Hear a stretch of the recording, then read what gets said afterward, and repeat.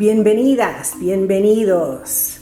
Welcome to Latina Literati. We are back in Guatemala. Always so happy to be with family and friends in this beautiful country. So let's start to talk about what are some of the issues that Guatemala is facing right now and what's going on here. But first, of course, this is Latina Literati. Guatemala is absolute paradise. It has some of the most beautiful mountains, volcanoes. It has what Aldous Huxley called the most beautiful lake on earth, called it Lago de Atitlan. Beautiful rivers, amazing beaches. It sits right on the Caribbean with some of the most beautiful coral reefs still thriving on earth. And so to have so much beauty and so much natural wealth and just spectacular nature is in stark contrast with the economic and political reality of the Maya people and others who live here. So the majority of Guatemala is made up of the Maya people, and there are only two countries in this hemisphere that have a majority indigenous people, First Nations people, and that's Bolivia and Guatemala. So you can imagine what happens or what has happened since colonial times. Those who are the ancestors of those who conquered, and myself included, have incredible privilege and have most of the resources. And so it's an incredibly unfortunate situation. There was a great deal of hope with a new president that was elected last year, and there was a lot of talk about freedom of expression and human rights and the need to really focus on security, keeping people safe. There's a lot of what basically people call protection money for small businesses. There's a lot of issues with regards to women's safety, and so you also have a lot of issues with regard to labor shortages because many people have moved to other places to find more opportunity. So what does this all mean? This all means that there are a lot of obstacles to try and develop, to try and enhance the amazing resources that are here in Guatemala. As the master from the north, represented by Marco Rubio, has made several visits here, there has been a real falling into line with the fascist priorities of Washington. Everything from sending those accused of belonging to gangs to the Gulag in El Salvador to accepting flights of those kidnapped off the streets of North America with no due process. And so these are real issues, and they're issues that you think, well, it's just a couple hundred people, it doesn't matter. We're actually talking about principles here. We can't fight corruption of judges, the judiciary system, the political system, if we're not insisting on basic human rights for everyone. And that, of course, includes due process. And there are real issues here. Has there been an attempt to really address for example, the medical system, the food insecurity in about half of the states, which here are called departamentos? There's real food insecurity, and because it's mostly subsistence farmers, there are real issues with the health of children, health of everyone, but health of children as well. And I like to normally focus my videos on things that are quite positive, and Guatemala has so many amazing things. But for example, the infrastructure is very in need of maintenance, in need of repair, as is the North American infrastructure.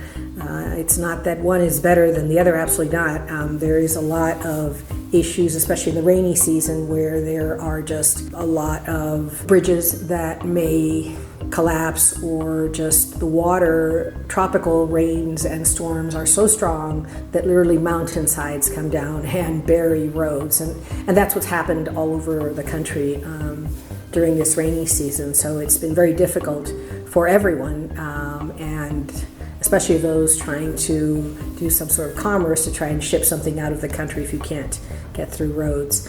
So there's a lot of work to do. And so you say, okay, so what's the answer? And I don't have all the answers. I don't pretend to have all the answers, but I do believe that the national consensus that was established during the electoral process needs to be respected.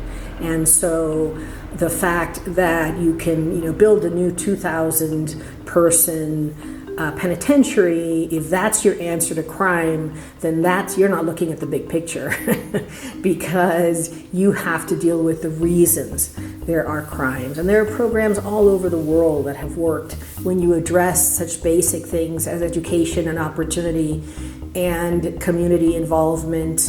You have real answers to address the causes of crime. So I think there's a lot of work to be done here, and it's a little frightening that the U.S. is sending in its own security forces to help fight crime here. So we'll see how that goes. But Guatemala has a lot to offer. It is a beautiful place to visit. It has wonderful Mayan archaeological sites, some of the best in the hemisphere.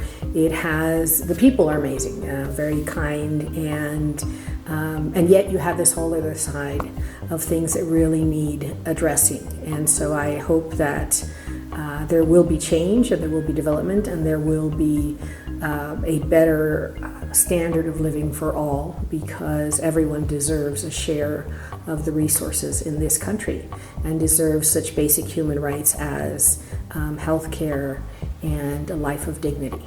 So it's not just in other places I talk about it, I also talk about it here, and I want to share with you just a little bit of how wonderful Guatemala is, and yet how it saddens me to see the needs of people and of the systems that need to be reformed in order to ensure that they work for the benefit of the Guatemalans, because that's what's deserved by all. So thank you for joining me on this kind of update from Guatemala.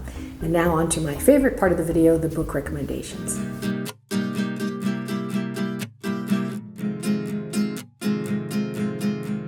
The first book I'm going to recommend is called The Book of Unknown Americans by Cristina Enriquez.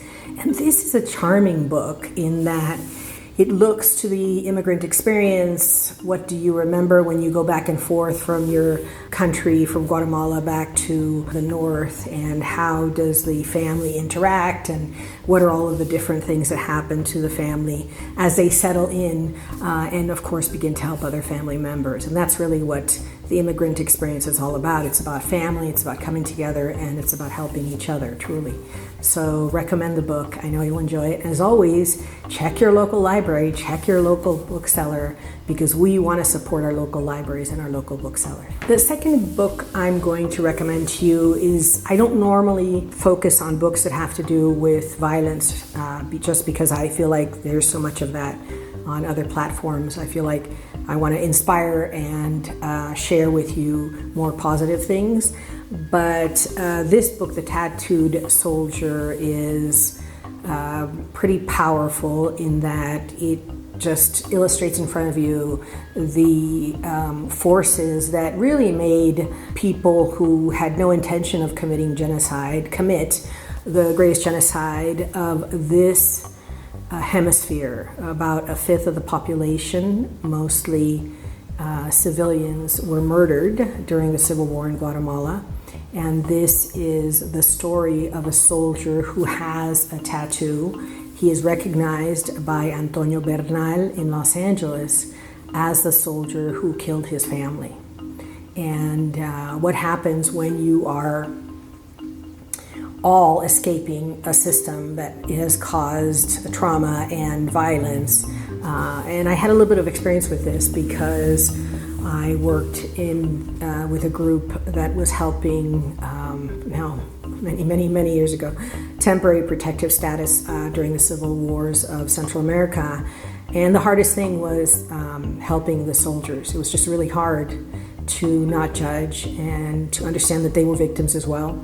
Many times picked up on market days against their will and then forced to do horrific things to innocent people. And so this book is, I think, It's a book that's easy to read, and yet it just brings forth the issues that, in my opinion, have, and not just my opinion, but other people, led to the violence that currently exists in Central America. You can't take, I think it's 1 out of 6 males and force them to do horrific things and then just let them loose and think that the society is going to just survive as it was before. It won't. And so a lot of the seeds of gang violence come from the atrocities committed by the U.S. trained soldiers. You'll remember the famous fort in Georgia, and you'll also remember how horrific the different campaigns were during the time that Central America was seen as a battlefield against right and left. All excuses for takeover of resources, as we all know. In any case, thank you so much for joining me on this joint journey, and I'd love to hear from you. Have you been to Guatemala? What are your thoughts on what's going on in Guatemala, and what do you think the solutions are? I would love to hear what books you're reading, and how is your fall going? I have loved from afar seeing all the amazing creativity of the manifestations in the north. So keep it up. Thank you so much. As always, con mucho cariño, mucho salud, mucho amor. Gracias.